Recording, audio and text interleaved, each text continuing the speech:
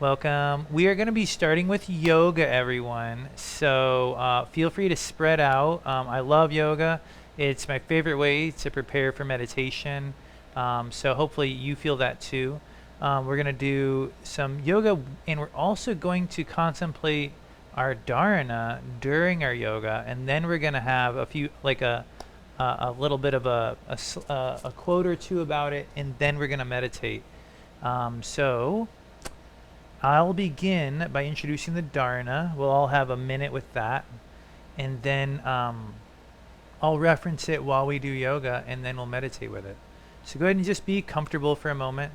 Just going to give everybody a minute or two to just be with the Dharana in an organic way. I will read it out loud here, and I'm going to get it ready on the screen for in the room.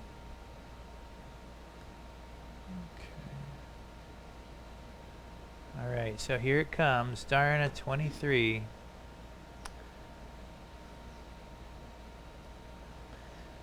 Feel your substance, bones, flesh, blood, saturated with cosmic essence. Feel your substance, bones, flesh, blood, saturated with cosmic essence.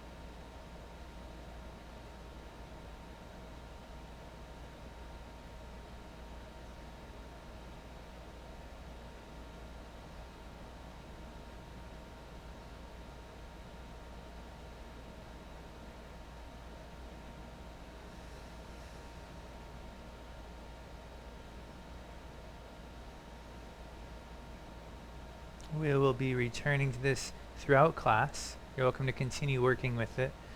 But we will move up to a standing position to start. So yeah, for everybody in the room, you could probably just do a half circle or whatever. You probably want to face me just to be simple. We're all in the same direction. Cool. And we're going to start with our feet a little wider than hips width. So you can be like that, Christina, but it might be easier to face me. It might just, we can see though, just because they'll be facing away the whole class. All right, and then you're just gonna start rocking side to side, and I can already feel like, okay, that's a little too fast. Slow down the rock. And so what we want to feel is our weight shifting and landing, and then subtly shifting back. And then as you do it, I just want you to glide the feet a little bit in and a little bit in until you feel like the feet are right under your hip sockets. And it should feel like they want to naturally fall there as you bring your weight to the opposite foot. Eventually, you'll shift your weight and the other leg just won't be able to move in. Now, they rarely would be touching. That would be not quite where our hip sockets are, but they're not as wide as we started either. And so maybe you're approaching that right now, and you can bring your fingertips to this 90-degree turn of your hip bone. This is the ilium here. There's a 90-degree turn right about here that indicates where your hip socket is. And you can just sort of check and see if that matched roughly, and working your feet a little bit more forward. The second toe wants to point forward. And it feels like there's a lot of strength when your feet point forward. You can really feel like integrity in your feet and your knees and your hips. And then just close your eyes, relax your hands down, and just rock a little bit from toe mounds to heels. So back and forth, forward and back.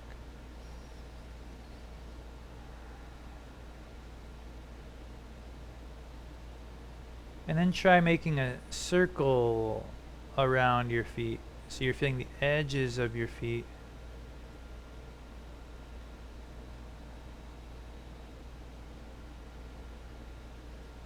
And reverse the circle.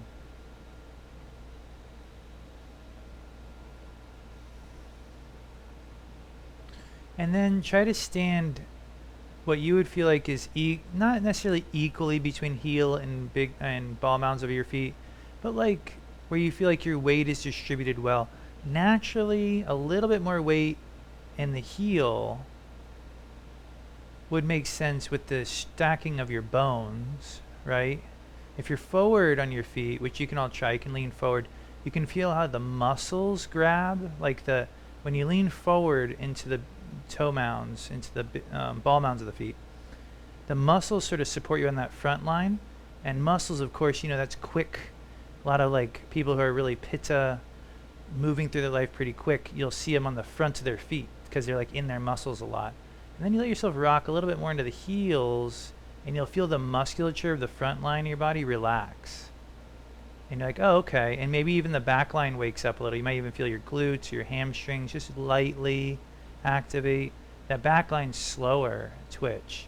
It's endurance musculature, and it also involves more of the actual bones of your body.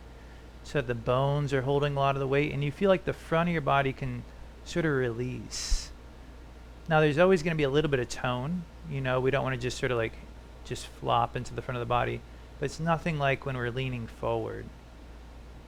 And so, of course, holiday season can be stressful, and we can really get forward, into fast forward, into that front line. Just letting yourself rock into your heels a little. Feel that back line. Feel the weight in the bones in the heel. Feel the hips. And then from here, just let yourself contemplate. Feel your substance, bones, flesh, blood, saturated with cosmic essence.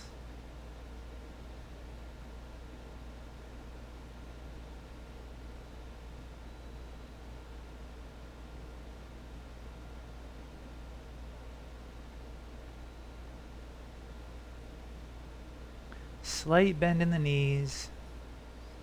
And start to slowly scoop the arms up. I have to scoot forward a little bit. And you're going to slowly sit back as the arms lift up, and then you will stand up as the arms release down. And you can come up a little bit onto the toe mounds, and then as you sit back, feel that weight shift back into your heels, into the back line of the body. And then as you stand up, and you can even come up a little off your heels into the toe mounds and feel the front of your body. And so just feel this sort of toggling. Now, it's not like we're purely in one or the other, but it's just a way to sort of say hello and let your body toggle. The next time you sit back, we're going to slow that down and see where we land. Go at about what you think it's about halfway or 3/4 into that chair pose, Utkatasana. Notice your shoulders. You sort of got the hands palms up. That allows you to relax the shoulders out of the ears. A little bit of suppleness in the elbows and the knees. Feel the weight distribution in your feet. It's naturally in the heels a lot, but you could rock a little into the big toe or to the ball mounds of the feet just to distribute it. And you can feel the quadriceps on the top of the thighs warming, the low back perhaps, drawing subtly in across the front of the body. Feel the ribs sort of knitting together. And again, relaxing shoulders and neck. And then we can bow down and waterfall the spine over the legs. And feel the length of the back line here, how it wraps up the legs over the hips and down the spine. But it's not like a flat line, it's a sloping curve that is supported by the front line drawing in across the navel subtly. The neck is relaxed and lengthened. Again, notice where the weight is in your feet, and you might want to shift a little bit of weight back into your heels or towards your heels just to distribute that weight and make sure the stretch is flowing. A little bit of a rock could be enjoyable, whether that's side to side, front to back, or circles like we did before. Inversions reverse the blood flow. Not truly reverse, but they get blood to areas it's harder to get to.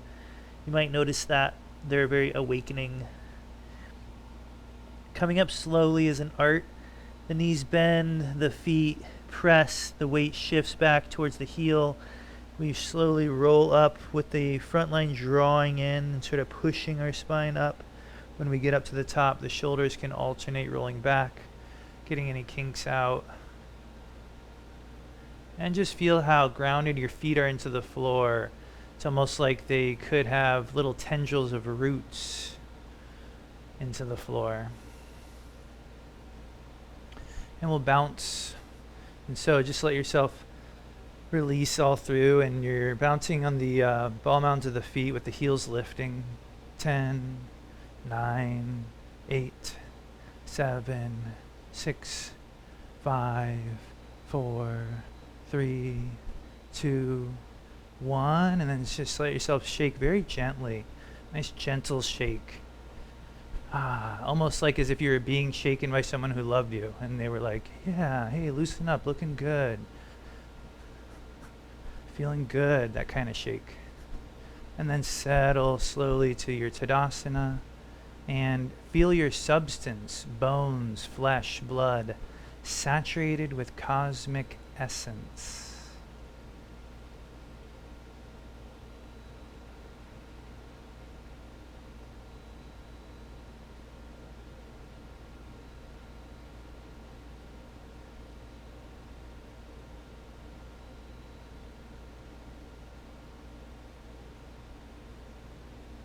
Shifting left and right, letting your stance widen as you do it.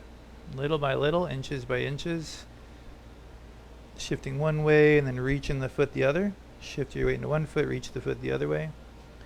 Getting a little lower in the knees. Good. And then you'll find a legs length stride, and go ahead and turn the second toe forward. Again, feel the weight in the feet.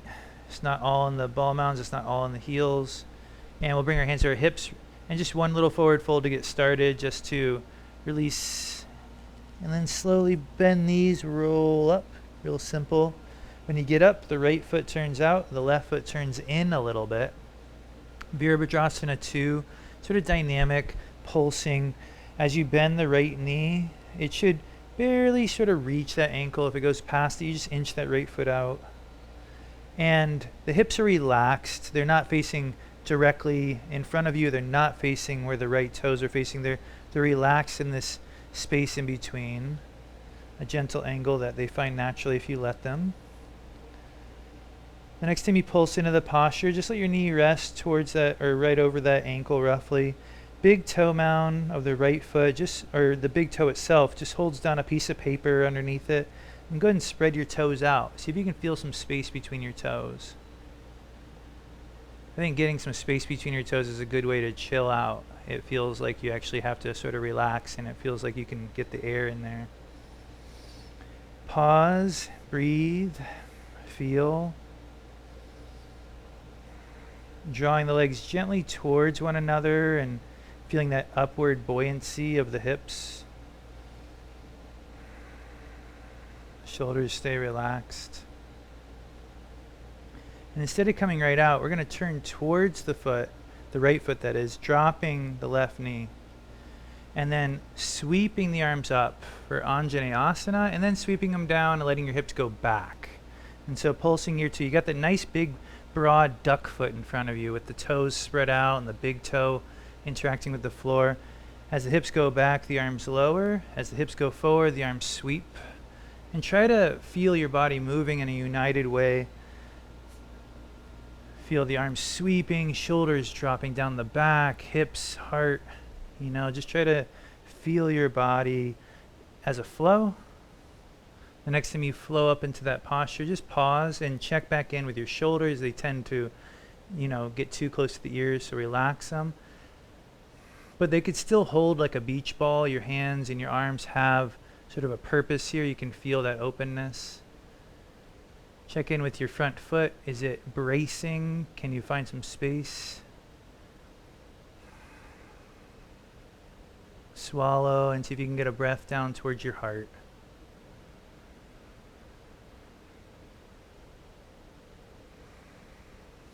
We're going to let the hands come all the way down inside the right foot. I'm going to move my right foot out to the side a little bit. And just some big circles with your hips, real simple, like hula hoops. big, nice circles. And you might have to be up in your fingertips for this. Nice wide stance. Give yourself some room.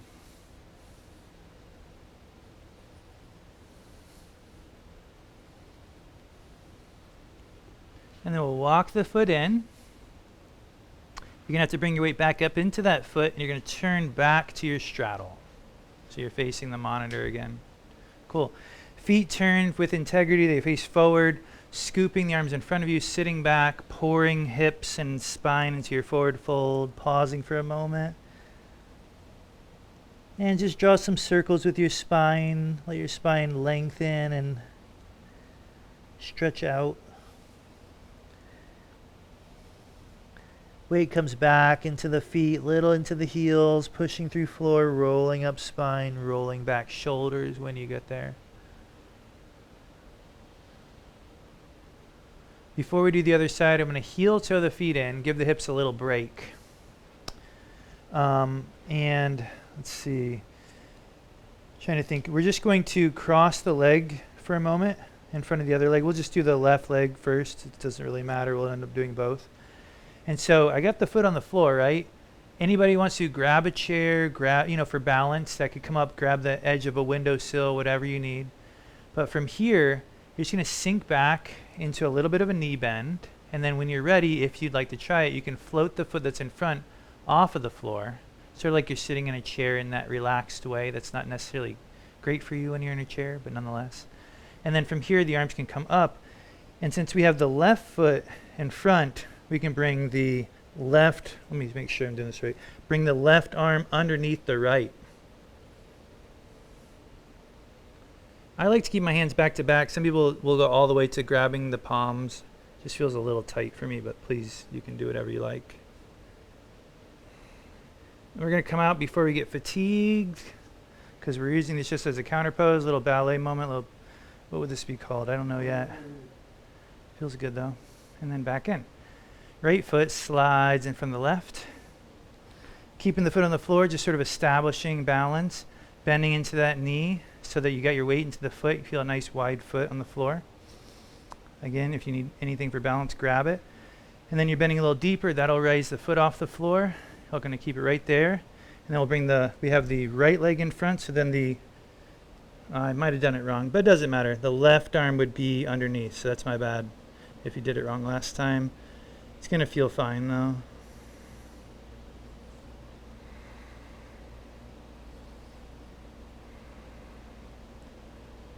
Slowly rising up, and then we'll give ourselves a little moment for extension.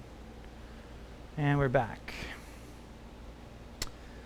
Wide stance, a little bit wider than a leg's length for Virabhadrasana 2. The left foot turns out, the right foot turns in. And then you got to test the stance with a couple of knee bends. Remember, the hips are relaxed. They're not facing perpendicular here. They're not facing the foot. They're in the middle. Watch your left knee. You want it to track with your fourth toe, the one next to your pinky. If it tracks with the fourth toe, you'll probably have a nice, it'll probably track right over the ankle instead of drawing in towards your midline. The next time the knee tracks with that fourth toe, lands about where the ankle is, you can pause. You can just keep the hands relaxed down to the hips. Find a focal point, and then find your breath.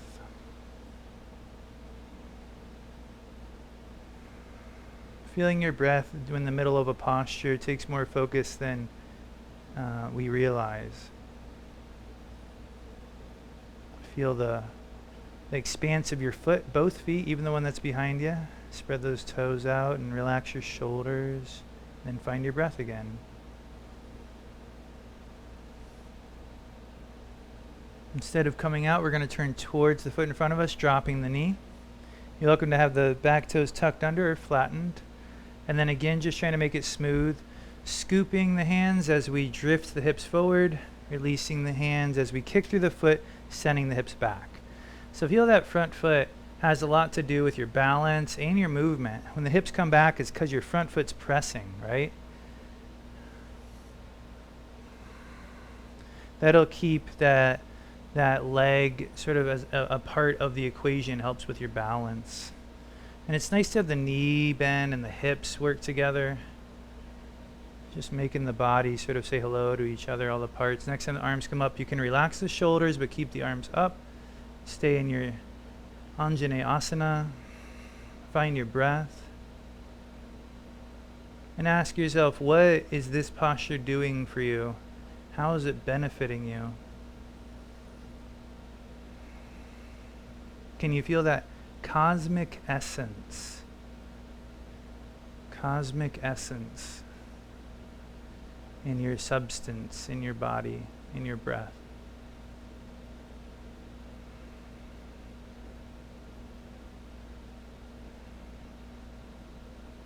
Good, we'll relax down. Hands come inside the foot, big circles with your hips.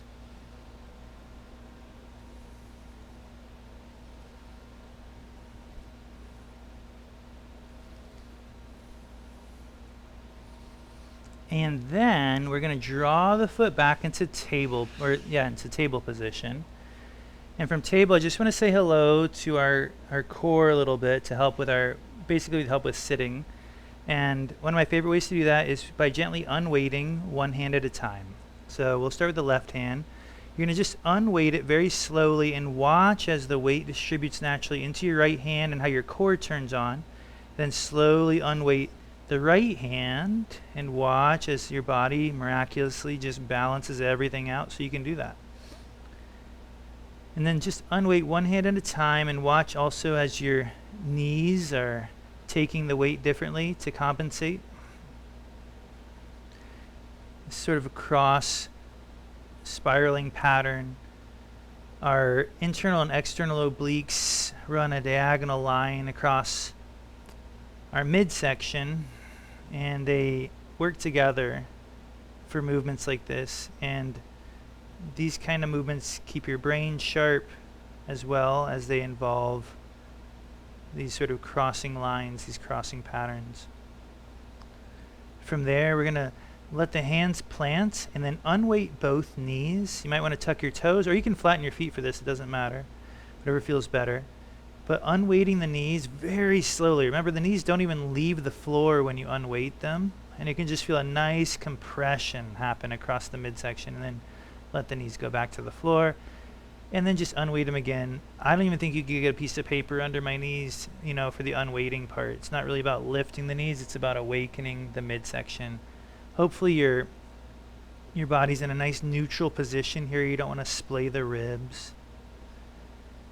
And just check in. Let's check in with that real quick. So just sort of lift the tail and tuck the tail a couple of times.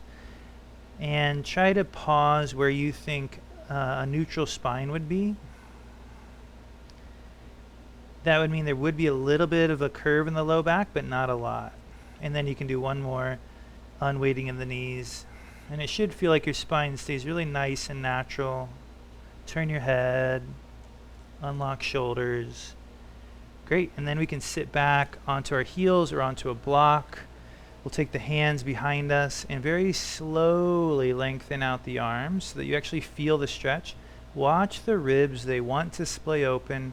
Keep the ribs neutral, meaning a little bit of tone.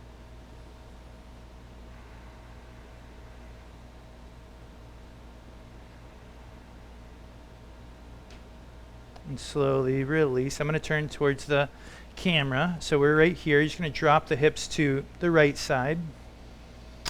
The right arm will lift up next to you. And just create a nice long arc, like you were the base of a rainbow, like you're the very bottom of it. You're not the top. You're just the bottom, and you're lengthening up. There's this gentle arc happening. And then turning down to sort of face the floor, and then opening up. And you're doing this with your chest. It's a very small movement. I might only be moving 5 to 10 degrees, but this little, it's called a shearing motion to decrystallize the lateral line on the side body, help us breathe better, help us walk better.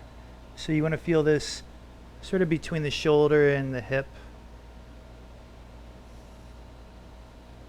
We'll take that hand down and flip ourselves through table and flop onto the other side. You'll be facing away from me for just a moment.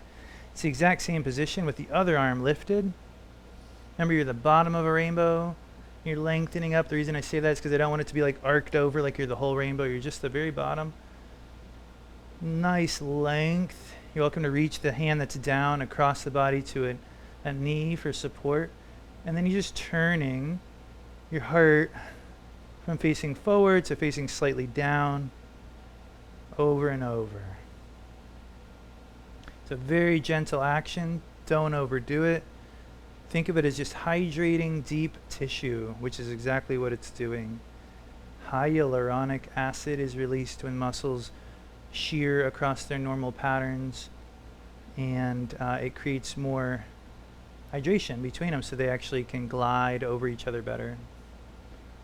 That hand can float down. We come back through table for a second, and then bowing back to Bhaktasana for a breath.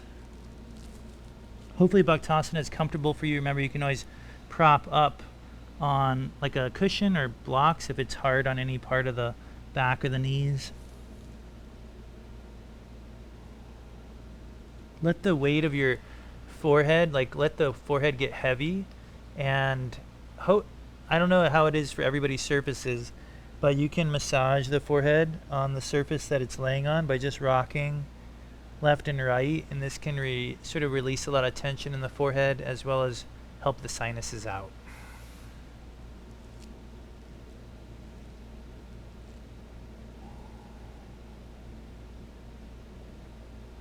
And we'll kick the feet down into the floor and slowly stand up on our knees, rolling the shoulders back one last time.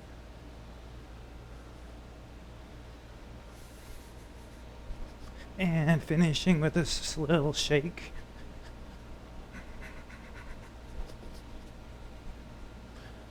Great. And if there's anything your body needs right now, go for it. We'll transition to meditation.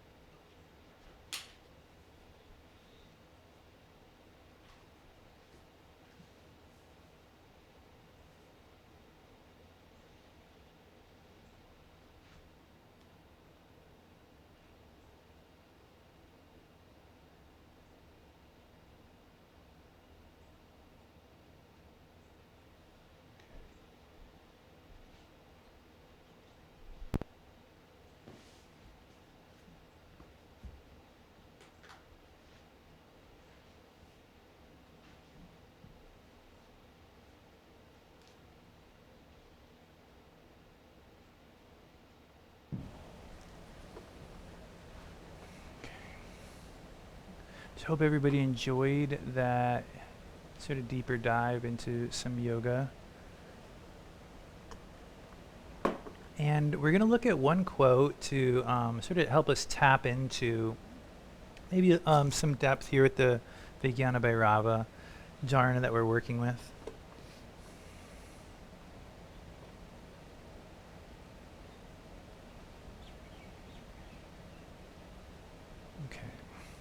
So this is from Babaji. He says, when you're working within the confines of the physical dimension and remain attached to your body, your spiritual practice can feel like a grind. However, when you begin to sense a separation from the physical, you rise above the grind. You know you've reached this state when your body feels as though it is made entirely of light. You might even feel as if you're outside your physical body, connected to it, yet distinctly separate. From this elevated dimension, what is required is a refined sensitivity to the flow of energy and a deep surrender, allowing that energy to work through you. Hey Leica, welcome.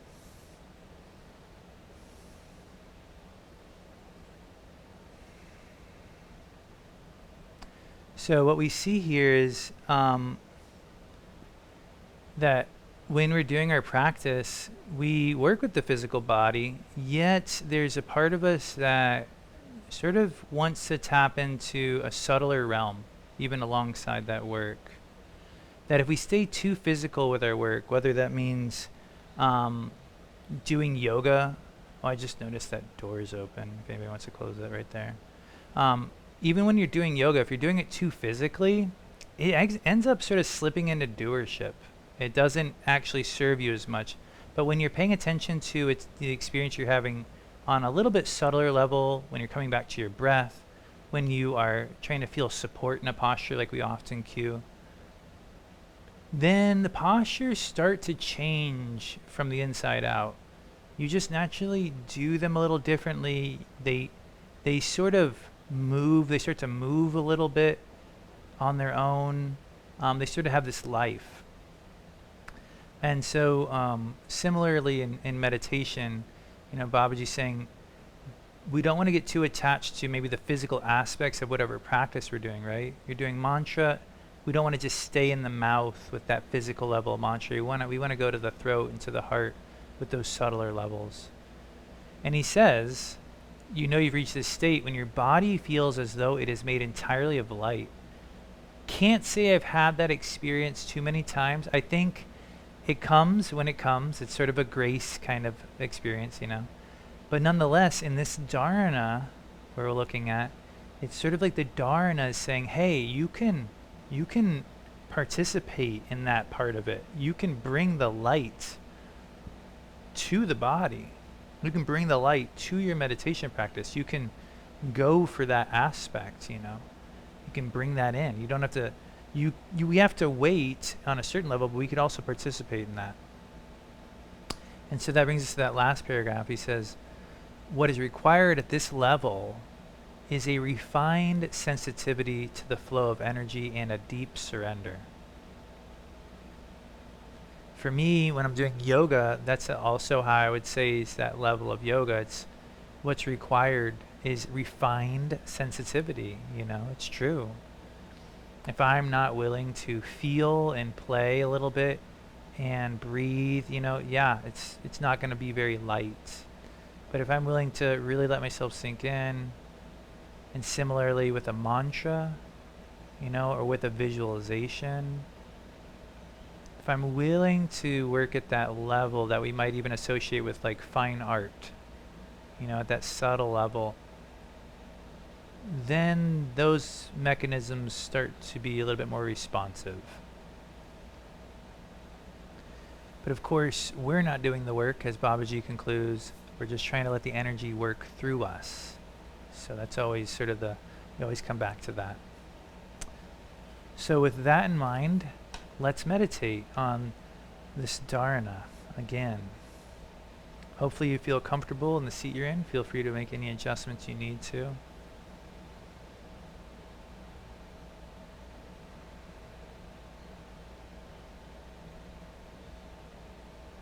Before we read the Dharana, take a moment.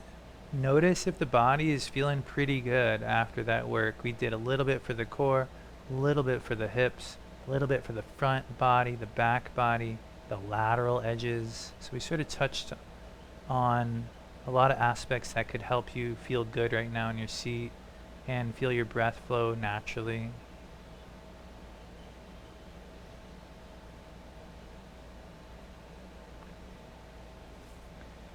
You can also take a moment to, with the eyes closed, you can practice the slight smile. It's sort of the part of yoga that you can't necessarily stretch, but we have the ability to stretch ourselves. As Paul Rep says, a slight smile stretches a mile.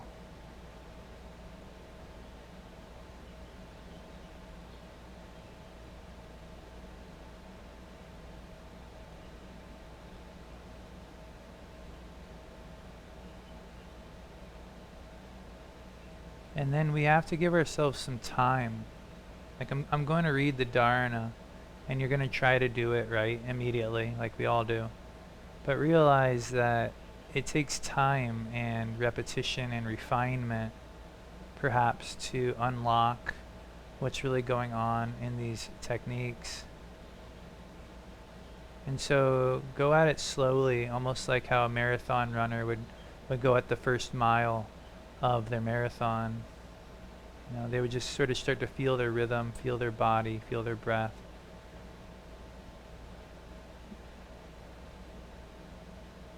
and allow it to unfold.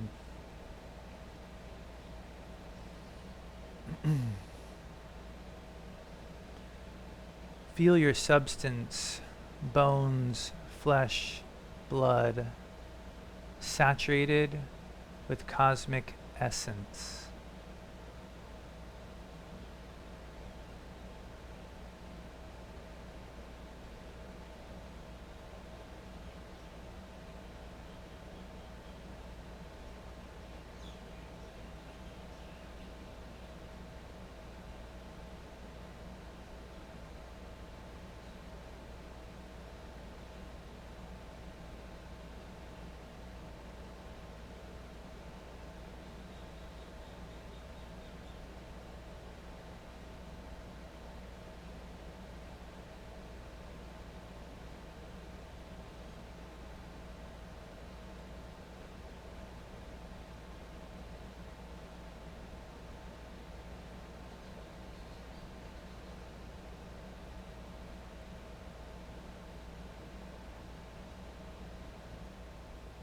The mind drifts, and that's natural. But we have a really amazing focal point to bring it back to. Feeling within our body, within our breath, within ourselves. And sort of overlaying a cosmic essence into this feeling.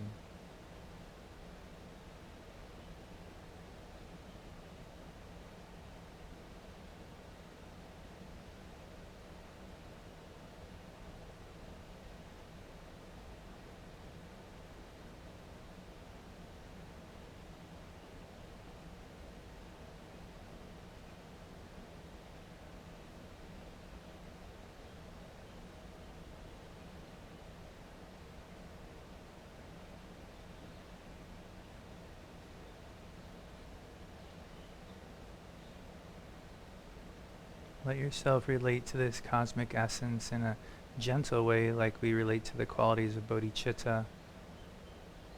Just feel it as a spark, a place of sort of small beginnings, and let it grow.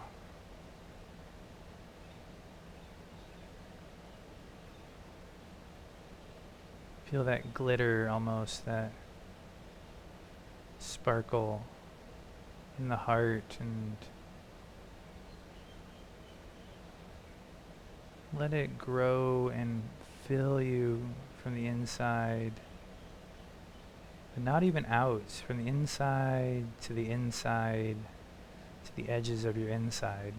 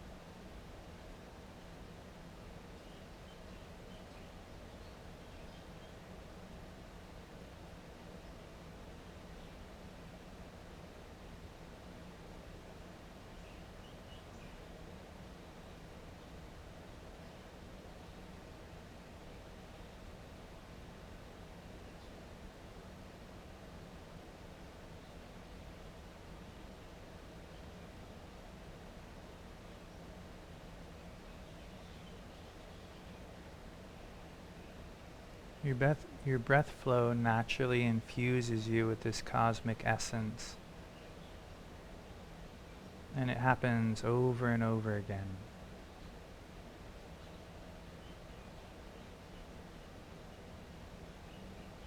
Feel within each breath.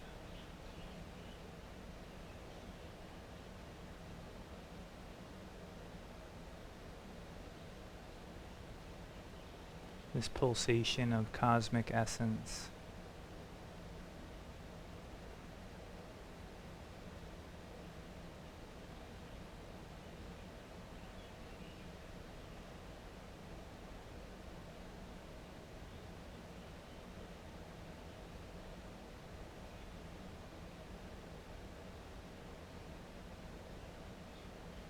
And of course the mantra hum as you inhale, sa as you exhale, almost literally means this. It means I am that. I am that cosmic essence. I really am that.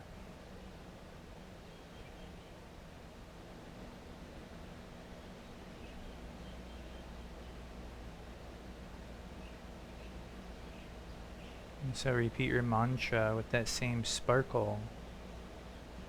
Bring that sparkle to your breath flow.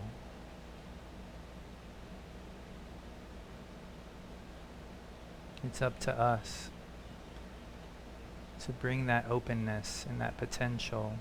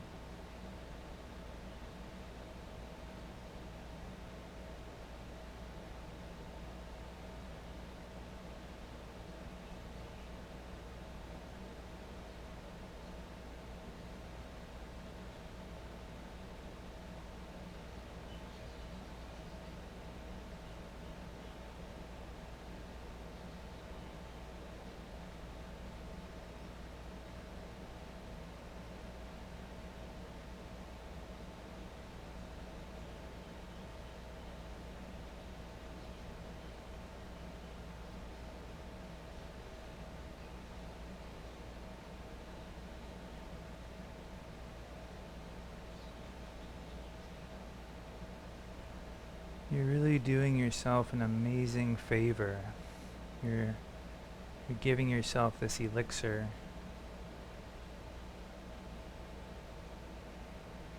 And you're drinking this incredible elixir every time you refocus on your breath, your heart, your mantra with this cosmic essence.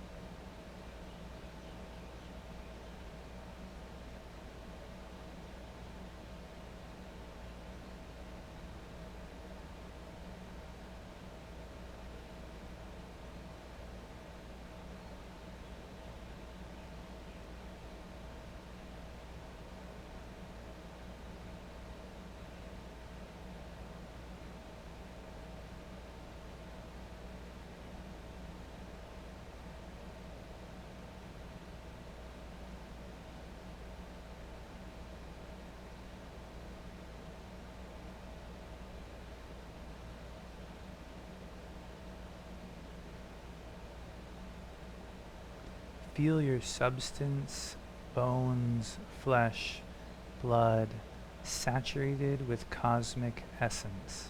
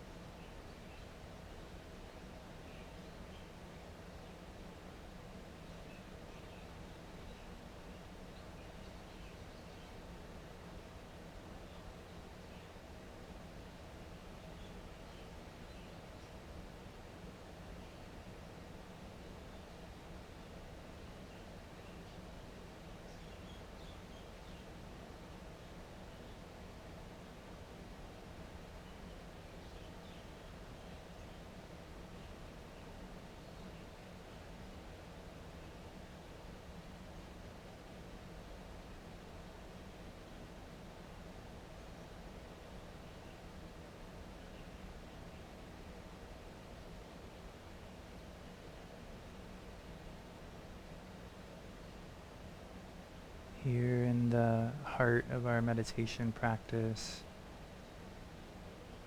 you find a different way to work. You work with a lighter touch, assuming the mechanism is sort of in motion and this isn't the beginning of the practice. And so ask yourself, what's a lighter way of working with this dharana? What's a lighter way of working with my breath and with my mantra?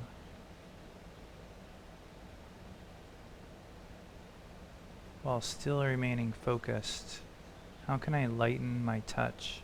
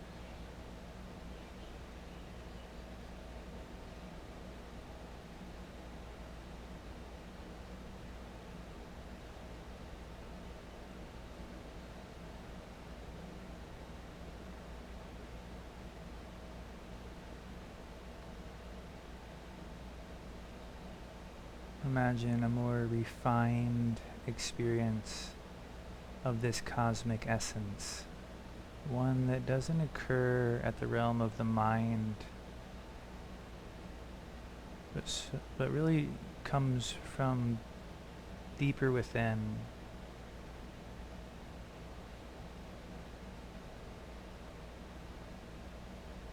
Imagine this cosmic essence really coming from the cells, or even the space between our cells. Imagine that light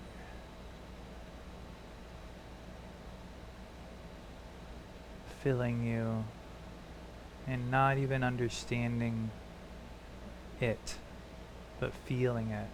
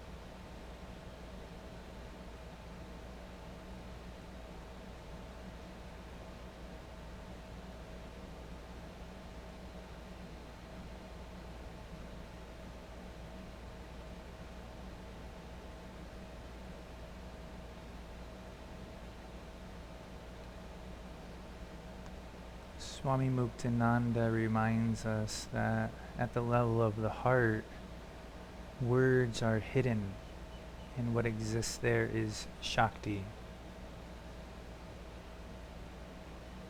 At the level of the heart, this visualization would not be of the mind. The words cosmic essence would pale in comparison to even the slightest experience of their real Shakti. And so feel that Shakti of the heart, of your mantra and your breath, working at a layer that's deeper than the mind, at a layer the mind can't even see or hear, and yet you can know.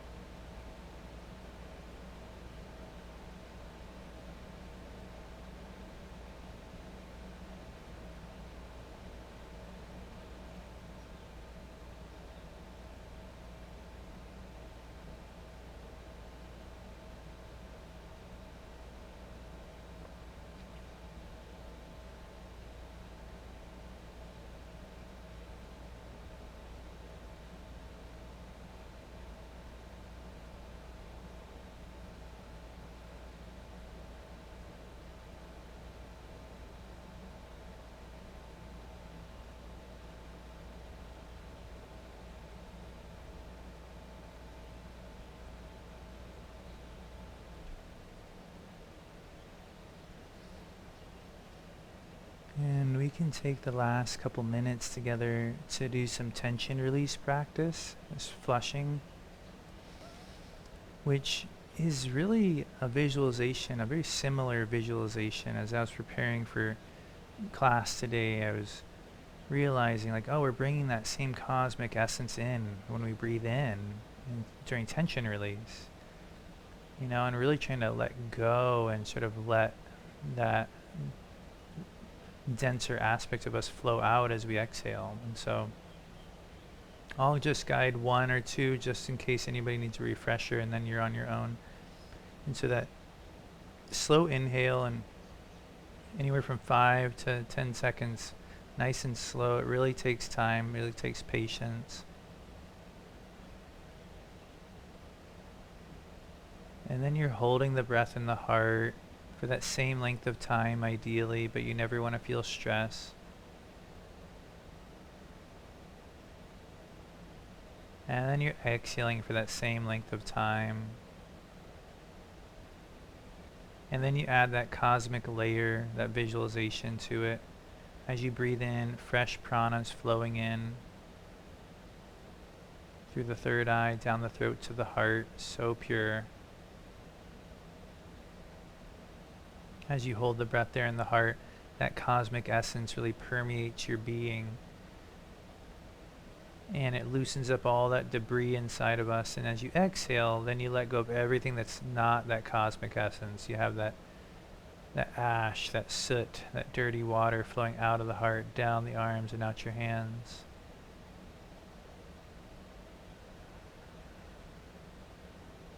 And so bring that layer to your work here and let it sort of work for you.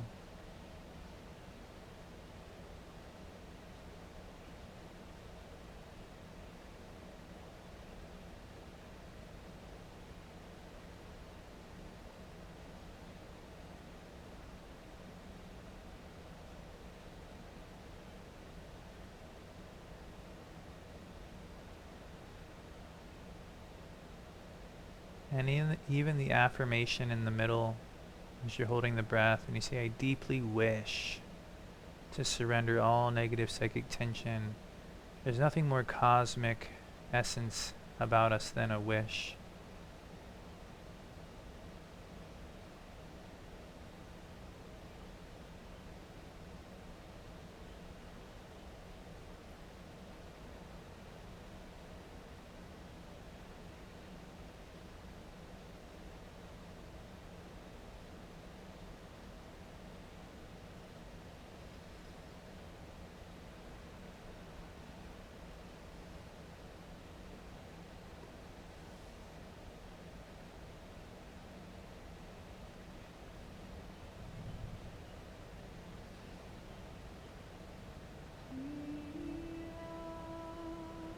After your next exhale, you can flick out the fingertips, wipe off the arms.